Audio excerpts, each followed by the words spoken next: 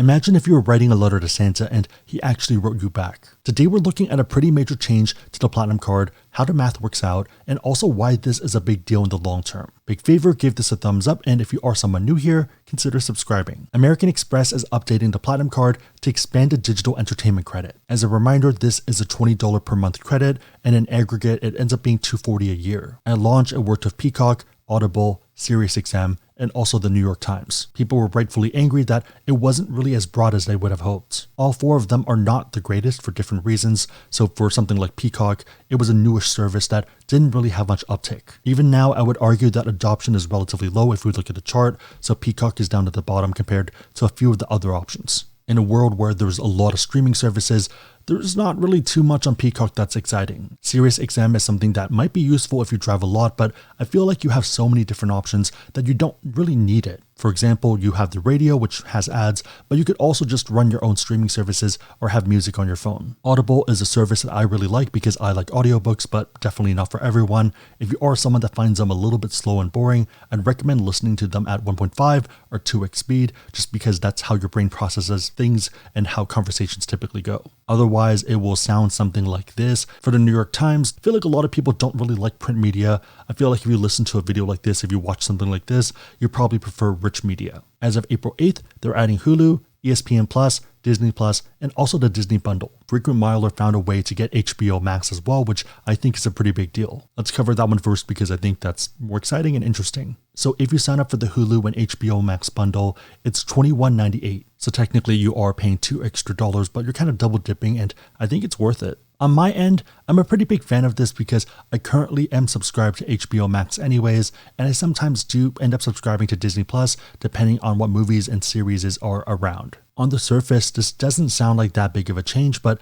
I feel like credit cards are a game of inches. 2 inches doesn't sound like that much, but it can matter more than you think. Super quick, this video is sponsored by Webull. If this information changes your mind about American Express, then it might make sense to look into them as a stock. Webull is running a limited time promotion for the month of April where you can get up to 5 free stocks. You get 2 for opening up the account worth between $3 to $300. You get an additional 3 for depositing any amount, even if it's just 1 cent. At a minimum, that's $27 for trying out a new brokerage and depositing 1 cent. Link down below if you want to check it out. Back to it, this ends up changing the math for the Platinum card for a ton of people. Yes, there are $1,400 in credits, but a lot of them are pretty questionable. The ones that I think that are locks for people are going to be the $200 airline fee credit, so the incidental one, the $200 in Uber cash, and also 100 in Saks. Rationale is that these were ones that people were generally fine with when it was the old $550 annual fee, so the prior iteration. So in total, 100 is $500 in credits. The ones that I think are on the fence are the 200 hotel credit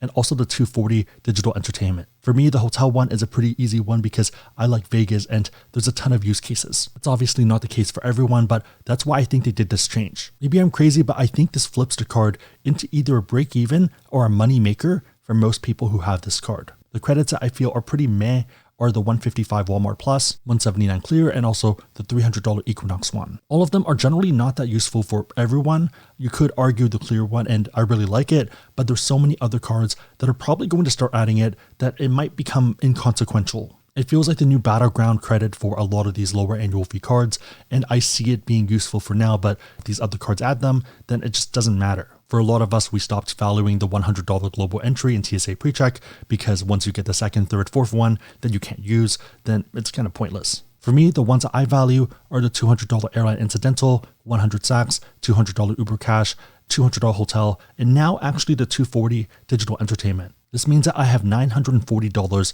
in credits that I can reasonably attribute that I can comfortably use and value. These are things that I'm not going out of my way to use, so maybe audiobooks I don't use every single month, but something like HBO Max, I would. So $940 in value for a $695 annual fee. If you combine them, that means I'm netting $245 just by having this card. As much as people crap on the fact that the Platinum card is now a coupon book, I feel like it always kind of was. It was always about having an annual fee and having these credits that help you offset it to make it more reasonable to have the true purpose and benefits of the card. You're paying an effective annual fee for Centurion lounges and Delta Sky Club access, and also I guess access to the Fine Hotel and Resorts program. So in the last iteration, it was a $550 annual fee minus $500 in credits, net $50 effective annual fee. Iteration before that, $450 annual fee minus $200 credit is $250 effective annual fee. With this change, I would argue that the Platinum card has gotten significantly better. Instead of an effective annual fee, you might now be making money from the card or at least getting value from the credits. On that note, if you do want to learn more about the Platinum card and you want to support the channel,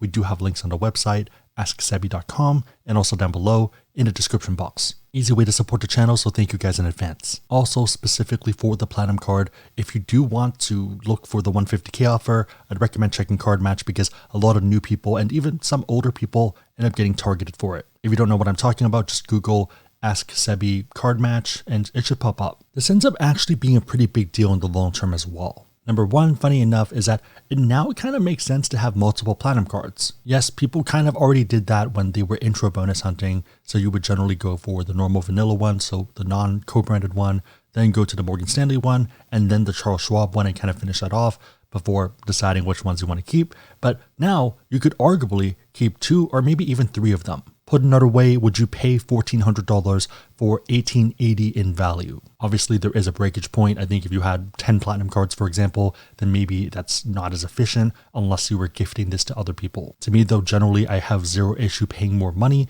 as long as I'm getting more value back. Number 2, and arguably more importantly, is the fact that they are looking at feedback. I know, and you know, that they've gotten a ton of crap on the new Platinum card, but they haven't really cared about stuff like this in the past.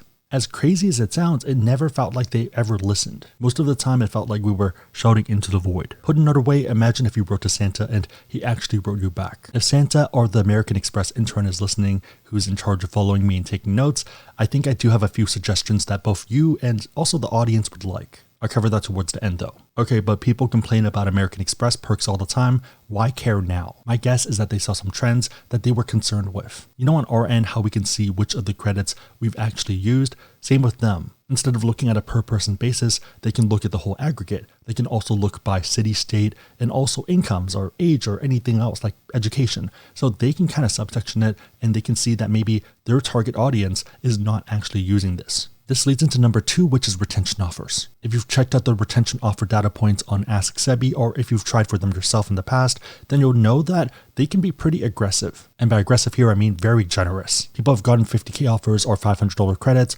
just by keeping the card without any spend requirement. And even if there is a spend requirement, that's not too bad. That's pretty much a second intro bonus that you can get every 2 years or so. So for most of us, we can get retention offers every 13 months, which means every other annual fee. My guess is that American Express saw a lot of people complaining that they were not getting enough value from the card, and that was their rationale for wanting to cancel, hence giving and getting retention offers. That wouldn't be too much of a surprise given that people were and are still triggered by the Equinox credit. I would argue the second and third most annoying credits are going to be Walmart and also the digital entertainment, so it does make sense. For the first 2, there's nothing they can directly do because those seem to be direct partnerships, but for the last one, they do have a broader one, so they can add other ones. Even if Amex has to take a financial hit, I think it probably makes sense given the math that they're doing. So the reason I say that is because I've long suspected, and this is just my guess, that a lot of American Express's credits that they give us, they don't either have to pay for or they're paying pennies on the dollar. So for example, for the Equinox one, I'd be surprised if they had to pay anything. It feels like Equinox is adding it as a free perk to end up marketing to the American Express crowd. For something like Disney Plus, maybe they do have to pay something. Maybe they pay 75 cents on the dollar, but it still can make sense. Number 3, tying all of this together, is the fact that American Express can now provably say that you're getting value from the card. For my retention calls, especially for the prior iterations, they kept reiterating the fact that I actually used a lot of the credits. Hey, I'm not getting enough value from the card. Sir, you seem to have used all the credits. You seem to have used the airline incidental and the Saks right away when the year started. Yeah, so they can see what you've used. And if you think about the goal of retention, they want you to keep the card, so they don't want you to cancel, but they ideally don't want to give you anything either. If they can convince you that you're technically getting enough value that you shouldn't be canceling, then that's the best case. With this new change, it probably makes it a bit easier to get to that point. I'm not sure if I'm getting $6.95 in value from the card. I'm thinking about canceling. Sir, you've used $800 in credits, listing out all of them. I still don't think I'm getting value. Sir, are you trying to hustle us? I'm going through a tunnel. My phone's disconnected. See you later. To me now, I feel like this credit ends up being a weird tipping point. Moving into the final part, what are some other tipping points that American Express can take advantage of that also benefit us as consumers? So we're pretty much looking for win-win opportunities, which tend to be the best ones. Number 1 is to find some of the fine hotel and resorts that maybe don't have as much business, that maybe give a discount to people who have that hotel credit. On American Express's end, this means more videos, more news and blog posts and deals and stuff, so better for them because it's more publicity. Flash sale for American Express hotel credit. On the hotel end, some of the weekends, some of these days are just going to be empty because they have a pretty good idea of what events are going on. For whatever reason, a lot of the hotels on that platform tend to charge the same default rate, even if it's during a low time. I'm not sure about you guys, but I've definitely seen some hotels on there that are $500 a night and really shouldn't be $500. Assuming that the hotel was relatively empty during that time anyways, then it kind of ends up being a win-win because even if you mark it down a little bit, you probably still make money as the hotel. Platinum card holders are very financially well off, as we remember from prior videos. Everyone watching, remember that we're perceived as very, very rich. On a serious note though, for most of us, I feel like at a minimum, they're still getting more content. So I feel like we tend to be more of the Instagram picture taking crowd, and more content is generally better. In this day and age, most hotels have to pay influencers to go there to take pictures to make them seem relevant. This ends up solving that without any cash outflow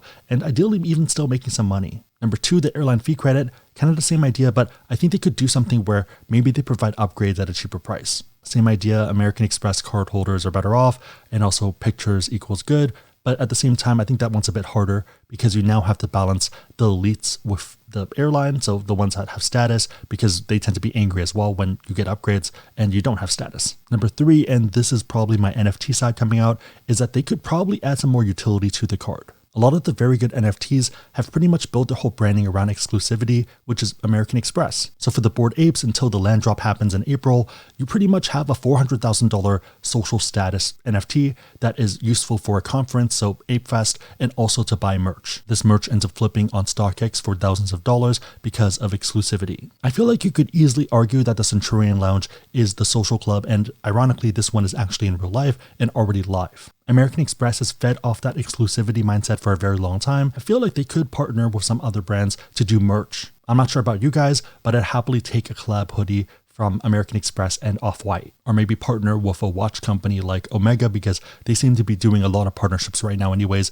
with companies like Swatch. Actually, you know what, for fun, let's actually do our own little merch drop. I'll put a mail link down below if you're interested. I've had a few simple and fun ones on my mind anyways, so let's do it. If you hit this part of the video, feel free to leave a Santa emoji or maybe a reindeer one, whichever one you prefer. Again, if you want to learn about cards, we have links on the site, AskSebby.com, and also down below in the description box. My question for you is, what are your thoughts on the changes to the digital entertainment credit? Also, what else do you think you can reasonably change that still makes sense for both them and also us as users? Let me know and everyone else know in the comments down below.